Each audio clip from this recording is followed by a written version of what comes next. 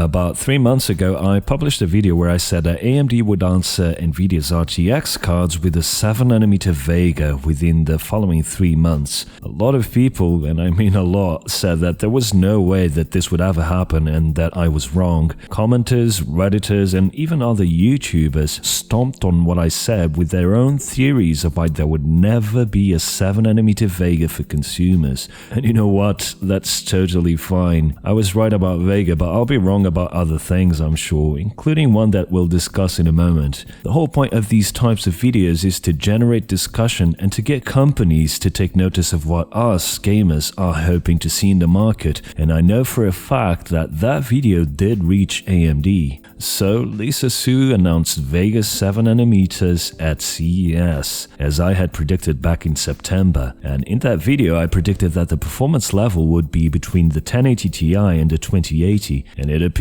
I was dead on when it comes to performance, with AMD themselves comparing Vega 7nm to the RTX 2080. Now I did expect the Vega card to also support the XR, but right now there is no indication from AMD that that is the case. I wouldn't be surprised if we saw Vega 7 running some form of ray tracing after launch though. Looking at the specs, we can see that Vega 7 has 60 compute units as opposed to the 64 on the original Vega. I had predicted that the number of compute units would go up, maybe to 96, and when we look at the other 7nm Vega, the MI60, that one has 64 CUs, so why 60 compute units? And for that matter, why less CUs instead of more? I think that AMD lowered the number of CUs to increase the clock speeds, and obviously it's also possible that the Vega 7s are just MI60s which didn't yield as expected, hence having a few CUs turned off. The clock speeds for the card are 1450 MHz base with 1800 MHz peak, which as AMD claims is indeed 25% faster than Vega 64. It remains to be seen if we can push Vega 7 all the way up to 2 GHz. The fact that it has less CUs gives us some hope of that happening, but we'll see.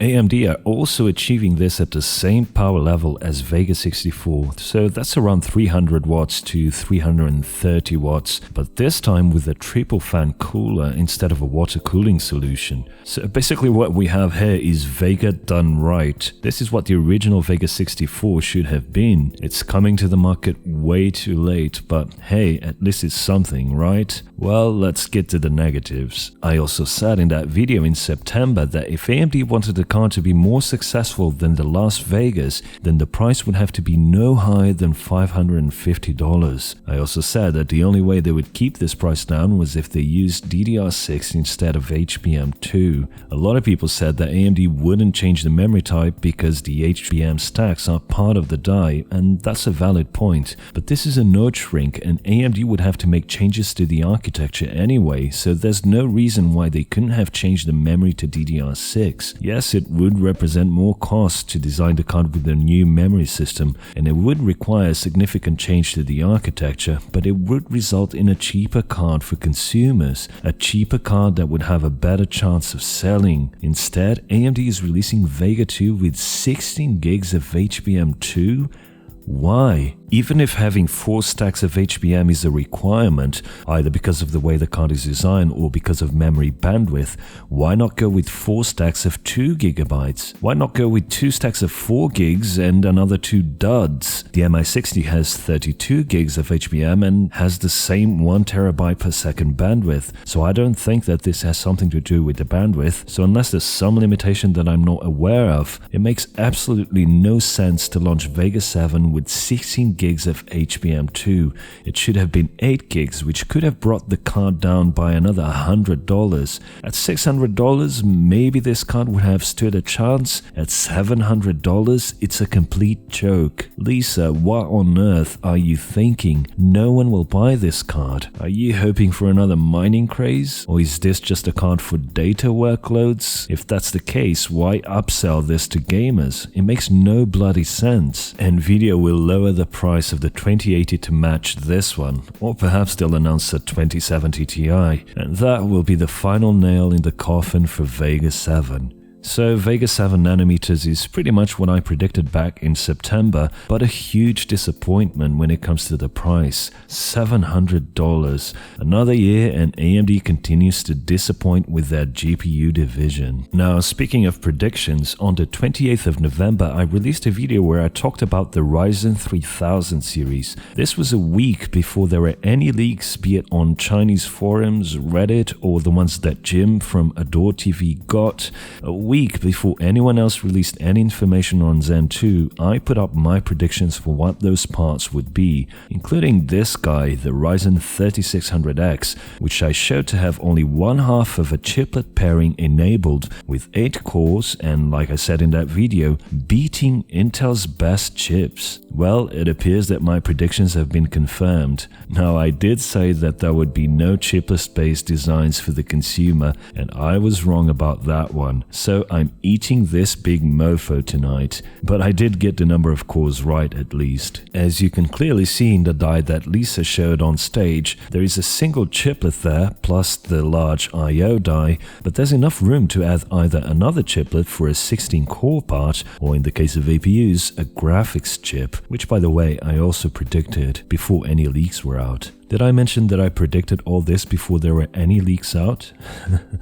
Please indulge me as I'll hammer that point down a few more times. My channel revolves around making predictions and analysis, so let me pat myself in the back for the predictions that I did get right before any leaks were out. One interesting tidbit was that after the keynote, Ian Cutress from Anantech got to ask Lisa Su some questions, one of them being if there would be more than 8 cores for the mainstream Ryzen parts, to which Lisa replied, "There is some extra room on that package. You might expect us to put more on that package." What's really odd to me is why did Lisa show an 8-core part at the keynote then? Why not go out with guns blazing and show the 16-core part? And why such a timid demo with Cinebench running alongside a 9900K and just barely beating it? Where's that confidence and bravado from the next Horizon event? I don't know about you, but I was expecting to be blown away by a 16-core part at 5 GHz. And what the hell was that Forza Demo? The Ryzen 3000 chip was reaching 120 FPS average or thereabouts, with the Vega 7 packed at 99% usage at 1080p. What a strange way to showcase your products. Forza is a GPU-bound game, and any CPU will pretty much run this game exactly the same. Well, there are several reasons why AMD did this. Firstly, it looks like the 7nm parts haven't come back from the fabs in the way that AMD expected. My source in the industry actually told me earlier that day that Navi had also been delayed. Some people are saying that AMD will be staggering their launch, so they're just showing the 8-core part now, but revealing the die in order to show that there's room for another chiplet. While this is sound logic, I suspect that the real reason for such a disappointing showing is that this is all AMD have right now. They don't have a working 16-core part yet, at least not one that they're confident showing. So why risk disappointing people by showing just this 8-core part in that rushed Cinebench demo and that silly Forza showing? I suspect that Intel might have something to do with that, as we'll see later in the video. Now, what about Navi? Like I said, my source in the industry told me that Navi has been delayed.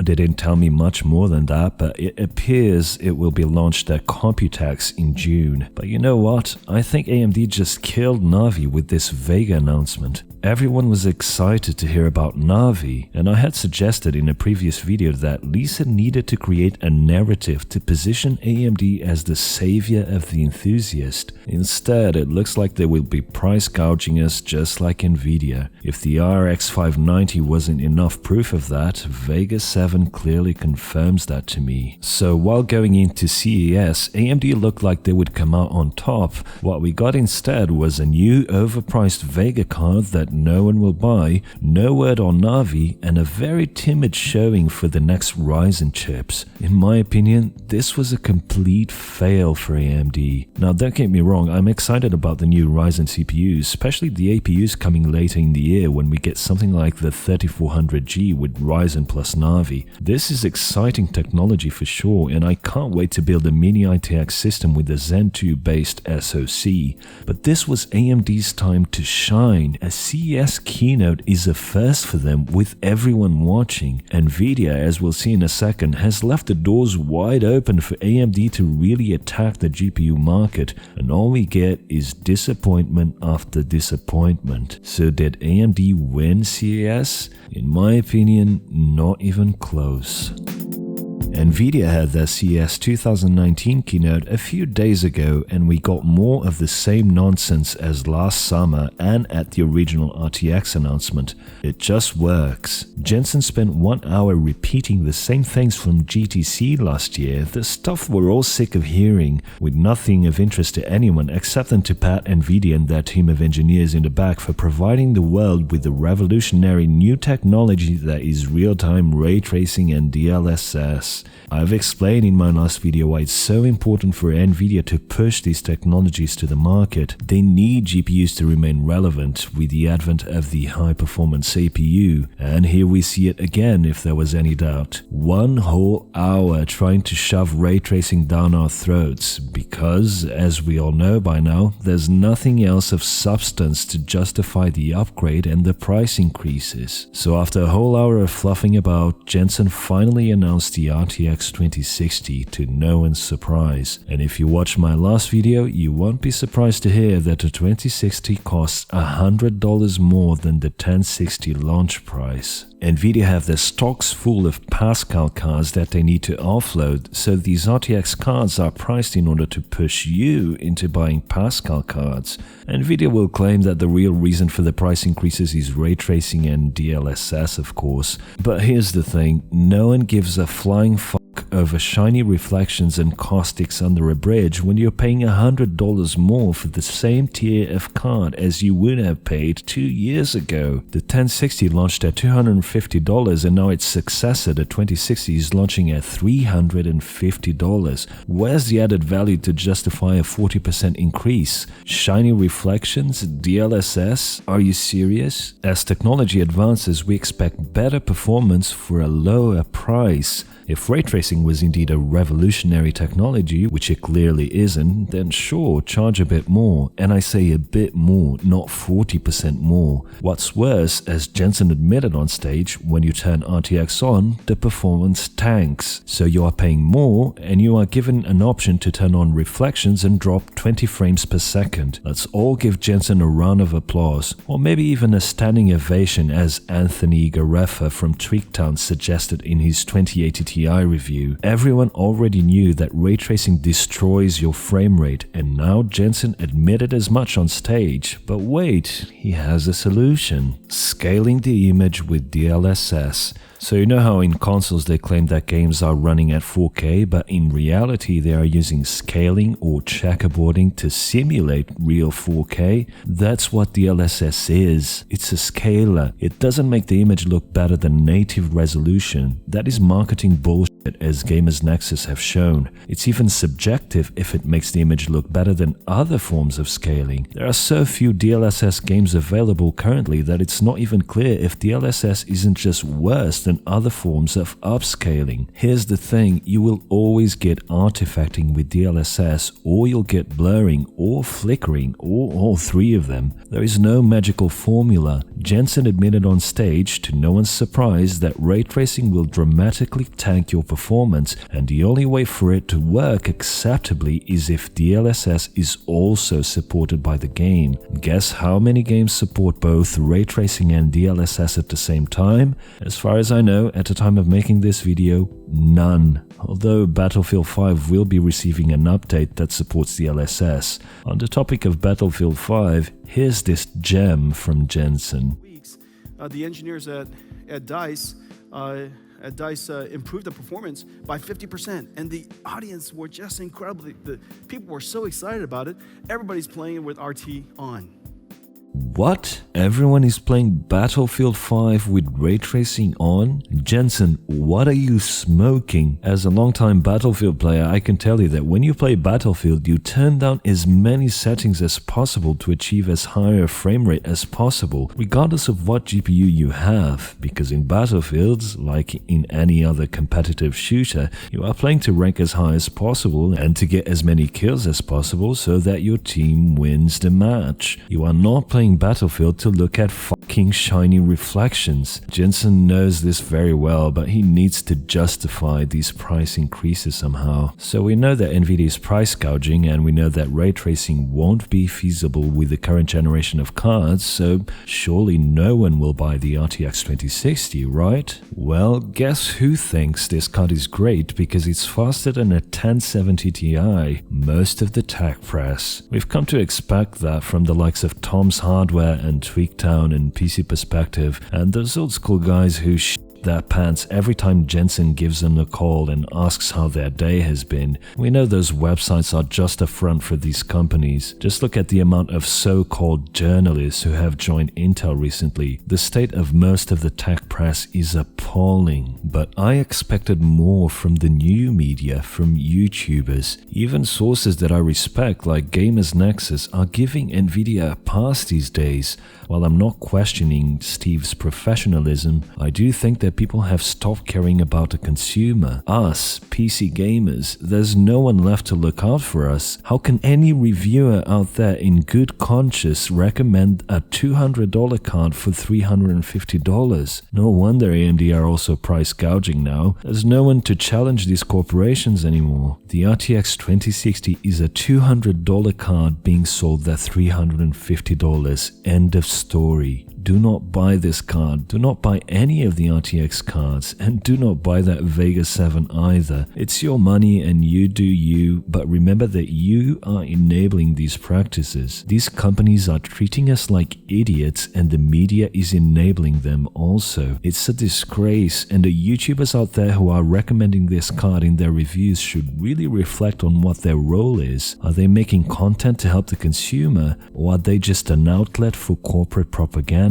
If you have a tech YouTube channel and you are watching this, please write this quote down. This is from a former trader, one of the most influential writers of our time, and a man who understands money and propaganda better than most. If you see fraud and you do not say fraud, you are a fraud. The only good news coming from the NVIDIA keynote is that they now support FreeSync. On stage, Jensen said that out of the 400 FreeSync monitors tested, only 12 passed their certification. This was Jensen putting on his Captain Obvious leather jacket on and again spitting out propaganda. The reason why only 12 passed is because G-Sync is not just about adaptive sync, and it's not just about the G-Sync module, it's above all about the panel quality, and FreeSync monitors range from very cheap, low-quality monitors to high-end panels. It's obvious that only a handful of monitors will pass the G-Sync certification, considering the bar for quality is higher and therefore the price is higher. Of course, what Jensen didn't mention is that AMD themselves have a certification program called FreeSync 2, and logically, only a small portion of monitors are certified with FreeSync 2 as well. Low frame compensation, for instance, is a requirement for this type of certification.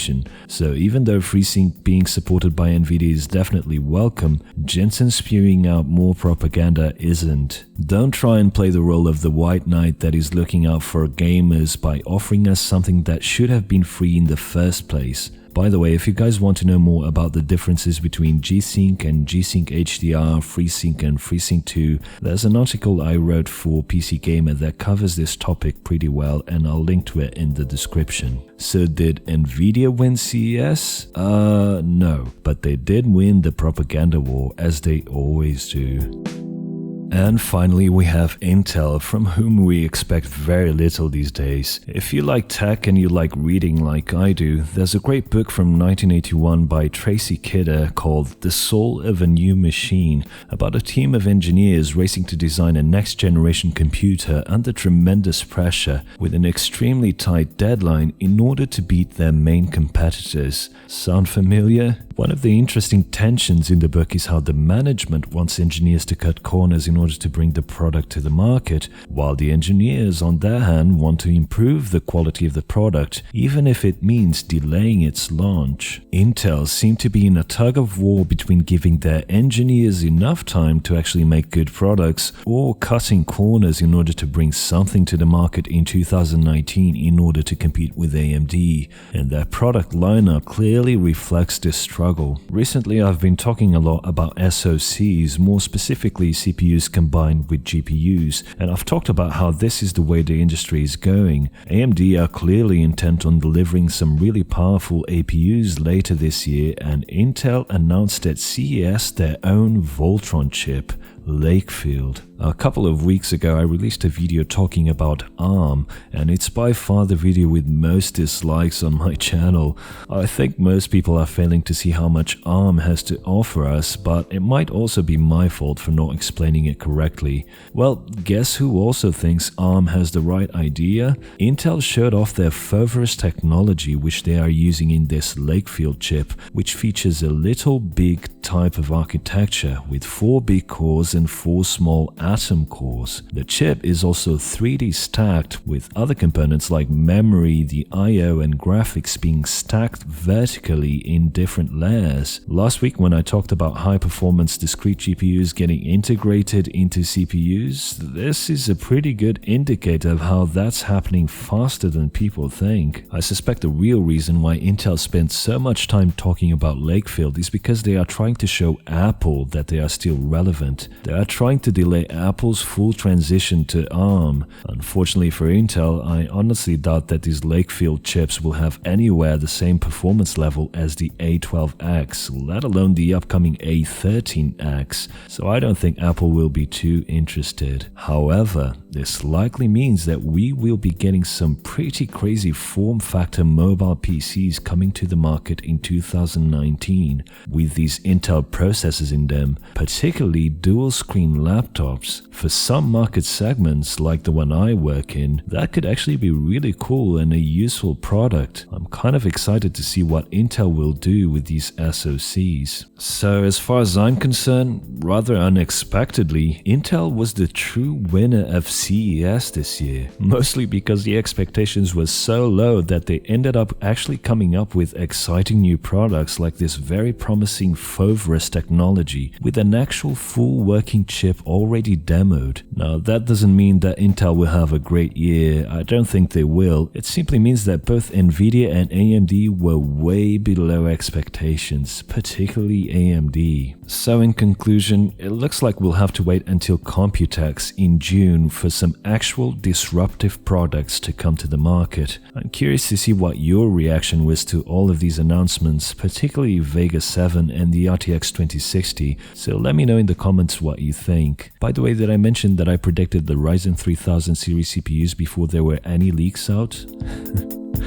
This video was made possible by my awesome patrons. While I'm in the process of finding a new support platform following Patreon's fight against free speech, for now, if you'd like to support my work, consider joining for just $1 per month. If you can't contribute financially at this time, then please give this video a like and share it on social media, as that really helps. Thanks for watching, and until the next one.